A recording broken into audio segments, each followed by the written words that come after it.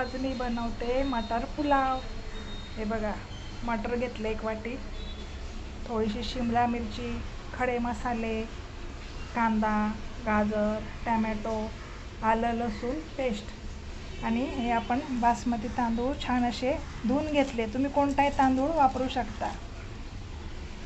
आता आपण हे बघा, कुकरमध्ये आपण राई टाकून घेतली तेलामध्ये, नंतर कांदा टाकून घेतला, खडे मसाले, लवंग, मिरे, मोठी दालचिनी, छोटी वेलची, आपण हे मसाले छान परतवून घ्यायचे। नंतर आपण आलं लसूण पेस्ट ही पण त्यात छान परतवून घेऊ।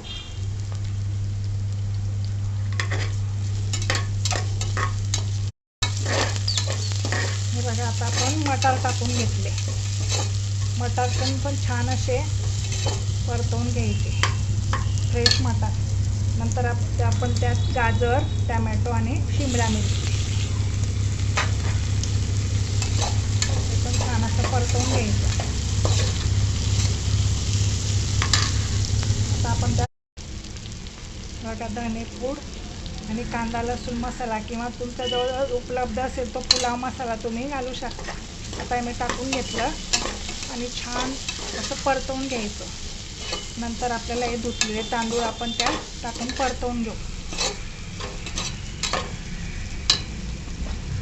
आता आपण हे धुतलेले तांदूळ त्यात टाकून परतवून,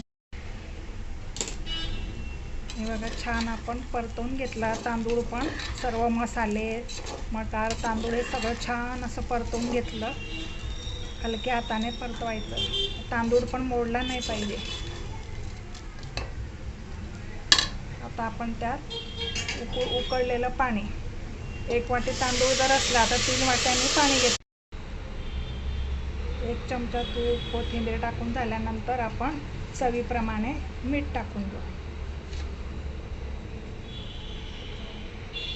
आणि छान असं हलक्या हाताने छान असं मिक्स करून आपण कुकरच्या 2 शिट्या काढून घेऊ।